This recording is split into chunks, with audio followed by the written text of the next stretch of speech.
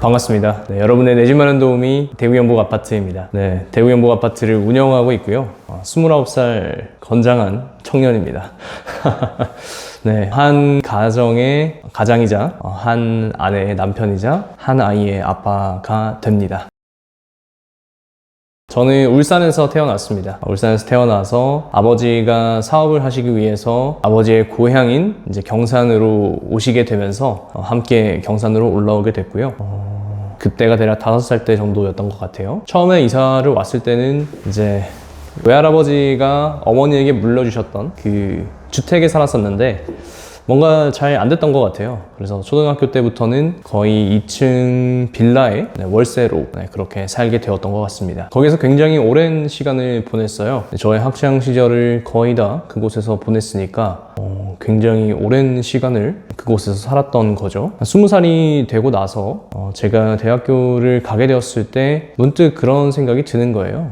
내 친구들, 내 동기들은 아파트에 살고 있고 굳이 먼 거리를 버스 타고 다니지 않고 좀 편하게 학교 다니는 모습들을 보면서 내가 모르는 무언가가 있는가 보다 정도의 생각을 했던 것 같습니다. 근데 그때만 해도 별로 돈에 대해서 관심은 없었어요. 그게 돈 때문이라는 생각도 전혀 하지 못했던 것 같고 순탄하게 잘 대학교까지 들어갔고 그냥 누구나 생각하는 그 평범한 삶을 살았습니다. 고등학교 나오고 대학교 가고 취직하고 그런 삶을 살았던 것 같아요.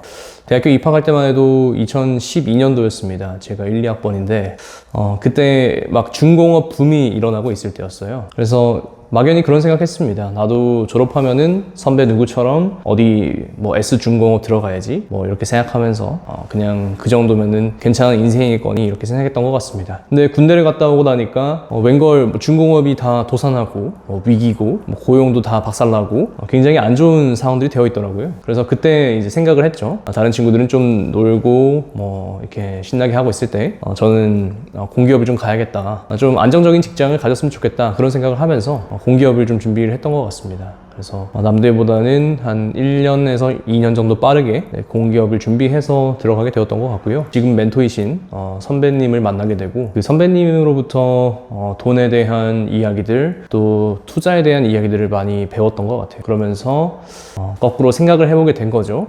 왜 나는 이런 성장 배경 속에 있었을까? 그런 생각들을 거꾸로 좀 해보게 되고 왜 나의 부모님은 그때 그런 선택들을 하셨을까? 이런 걸 거꾸로 좀 회고해보게 되면서 나는 앞으로 나의 자식들에게 혹은 내 삶을 놓고 봤을 때 어떤 삶을 살면 좋을까 그런 고민들을 좀 많이 하게 됐던 것 같습니다. 첫 번째로 접했던 거는 단언컨대 독서였던 것 같습니다. 책을 읽으면서 시작을 했던 것 같고 그때 MJ 드마코가 썼던 부의 추월차선이나 로버트 키요사키가 썼던 부자 아빠 가난한 아빠 같은 책들이 저에게는 거의 첫 발을 내딛는 책들이었던 것 같습니다. 지금도 누군가가 돈에 대해서 이제 공부 어떻게 하나요 물어보면은 일단 그 두 권부터 읽고 와라 이렇게 추천해 주는데 저 역시도 거기서부터 시작이 되어서 지금까지 온 게 아니겠는가 이런 생각이 좀 들고 하여튼 그 두 권의 책을 읽고 난 뒤에는 저의 인생은 좀 많이 빠르게 변한 것 같습니다. 많이 변한 것 같고 그러면서 거의 1년에 한 50권 이상의 독서를 했던 것 같아요. 그게 책이 쌓이니까 제가 가지고 있는 생각들도 좀 성장하게 되고 그러면서 내가 행동해야 될 건 뭘까 이런 생각들을 하게 되면서 조금 더 자기계발이라고 하는 키워드에 집중을 했던 것 같고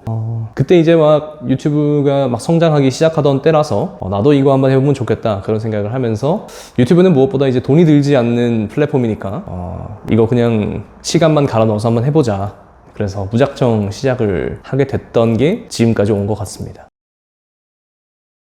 처음에 부동산을 제 스승님으로부터 배웠을 때는 가장 먼저 느꼈던 게 그거였습니다. 스승님이 처음 투자할 때의 환경과 제가 투자할 때의 환경이 너무나도 다르다 였어요. 그래서 제가 그때로 돌아가서 투자를 할 수 없는 노릇이니 오늘 나에게 주어져 있는 환경에서 어떻게 하면 이걸 좀 더 잘 버틸 수 있을까 그런 생각들을 하게 되었던 것 같습니다. 그러면서 부가적인 수익을 창출하기 위해서 그러니까 쉽게 말하면 월 30만 원 더 벌기 위해서 뭔가 이제 부업을 시작하게 됐던 것 같고요. 그러면서 부동산 투자와 유튜브라고 하는 두 가지를 같이 하려고 좀 노력을 했던 것 같습니다. 근데 그게 굉장히 힘든 과정이었어요. 되게 지루한 과정이고 결과가 쉽게 나오지 않고 제가 생각했던 영상이 조회수가 이 정도는 나와야 되는데 그게 안 나오고 그게 무한히 반복되고 하는 과정들이 겹치게 되면서 좌절하고 또 인내하고 또 나름의 탈출구들을 찾아서 좀 더 잘 버틸 수 있게 되기도 하고 그랬던 것 같아요. 저에게 대구경복 아파트는 부업입니다. 부업인데 본업 같은 부업이에요. 남들 보고 살아라고 하면 살지 않을 것 같은 인생인데 저는 이게 그냥 재밌습니다. 매일 새로워요. 새로운 단지가 계속해서 나오고 시장 상황은 매일매일 변하고 공부해야 될 건 계속해서 많고 또 새로운 사람은 점점 많아진다는 게 저로서는 정말 신기한 일입니다. 누군가를 또 알려주어야 하고 또 새롭게 만나는 사람들과의 인연이 기대되고 또 목표가 생기고 지금의 것에 머무르지 않게 하는 어떤 장치들이기 때문에 저에게는 이 본업 같은 부업이 삶에 굉장한 활력을 제공하는 것 같습니다. 네, 이거를 유지하기 위해서 사실 굉장히 많은 에너지가 들어가죠. 저는 이 시간을 만들기 위해서 미라클 모닝을 인생에 적용했고 매일 새벽 5시에 일어나서 출근하기 전까지 2~3시간을 대경화를 위해서 할애합니다. 글을 쓰든 유튜브 영상 편집을 하든 촬영을 하러 가든 녹화를 하든 그렇게 할애를 합니다. 그 할애된 결과가 여러분들이 지금 보고 있는 채널이 아닐까 생각이 들고 하루에 3시간 그리고 주말에 10시간 이상의 시간들을 모아 넣으면 사실 그게 주 40시간 정도의 시간이 돼요. 그게 사실은 우리가 회사에서 근무하는 시간이랑 크게 다르지 않거든요. 그래서 같은 시간을 들이고 있는 그 무게가 저한테는 대경화 쪽이 좀 더 밀도 있게 느껴지는 것 같고 더 스펙타클한 것 같다, 그런 생각을 해보게 되는 것 같습니다. 그래서 제 나름의 방법으로 이걸 운영하기 위해서 인생을 바꾸고 남들이 하지 않는 걸 하고 그리고 늘 새로운 도전을 하기 때문에 저에게는 대경화라는 장치가 늘 설레고 재미있는 일 같습니다. 첫 번째는 이겁니다. 저같이 평범한 사람도 무언가를 계속해서 꾸준하게 노력하면 할 수 있다. 그거를 가장 첫 번째로 이야기 드리고 싶었던 것 같습니다. 부동산이라고 하는 거, 아파트라고 하는 거 하나의 키워드에 불과하다고 생각해요.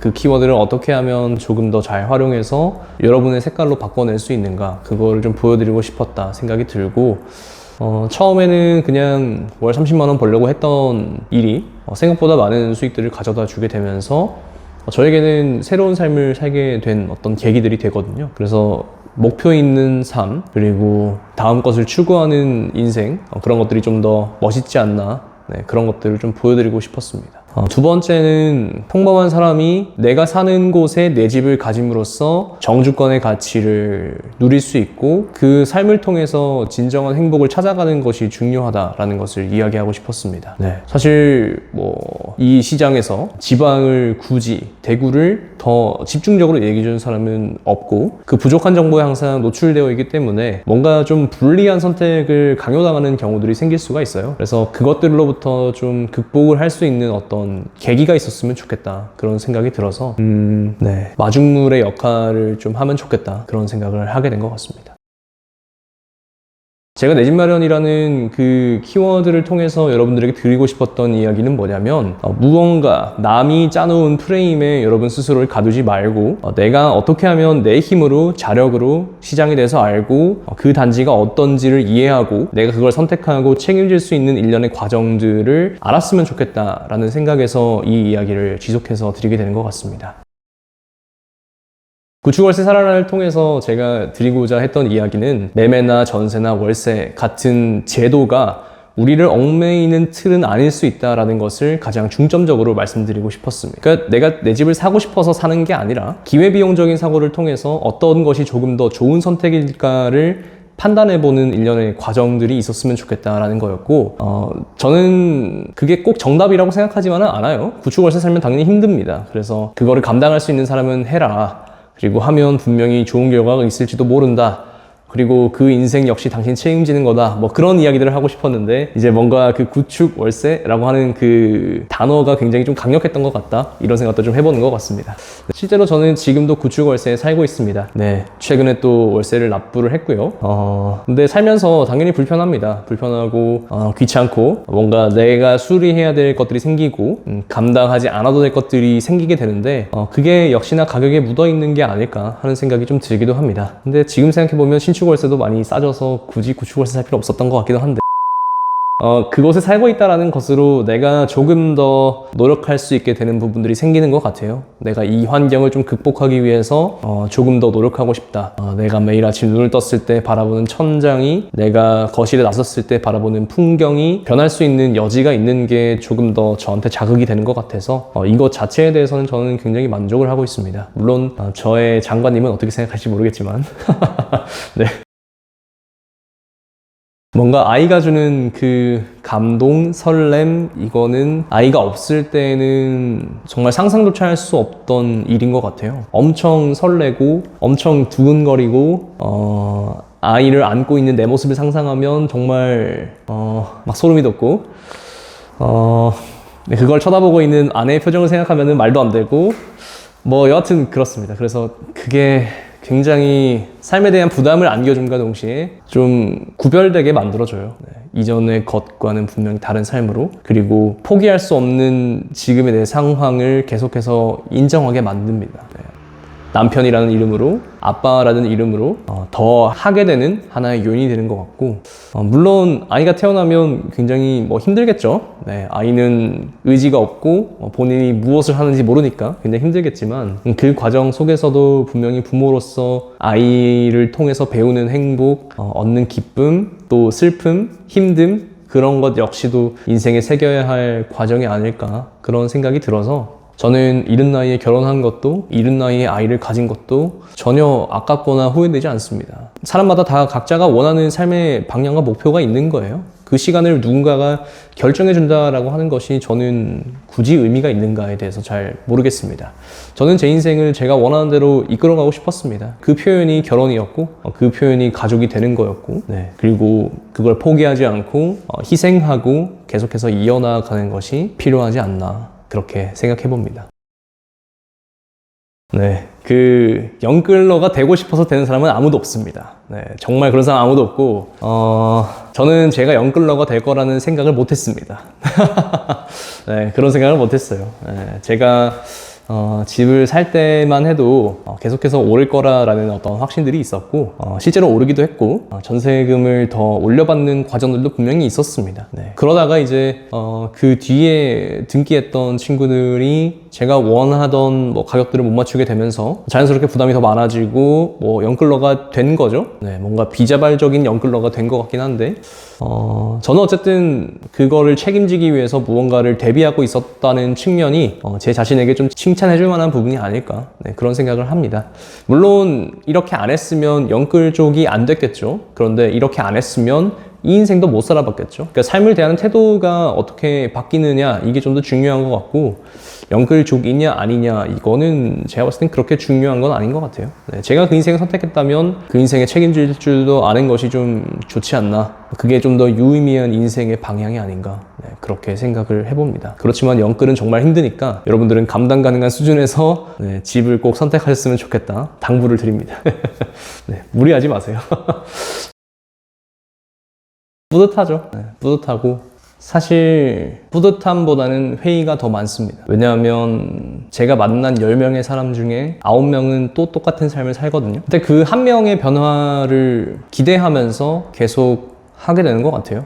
그리고 그 1명, 2명, 3명이 모여서 저랑 같이 팀이 되고 같이 할 수 있는 사람들이 되어줬다는 것에서 저는 사실 대영화의 목적을 다 이룬 게 아닐까, 그런 생각도 많이 해봅니다. 제가 얻은 거는 함께 평생을 투자할 수 있는 팀원들, 친구들, 또 형, 누나들 얻을 수 있었던 거, 그게 저한테 가장 큰 복이지 않나 생각이 들고, 그건 제 개인적인 차원이고, 제가 무언가 여러분들의 집 마련을 하는 것에 조금이나마 도움이 되었다면 그게 분명 사회를 발전시키는 데에 제가 무언가 이바지했을 거라는 생각도 하게 됩니다. 여러분들이 경제에 대해서 좀 더 이해를 하고 여러분들의 선택에 영향을 미쳤다면 제 역할은 그것으로 충분하지 않나, 그런 생각이 들어요.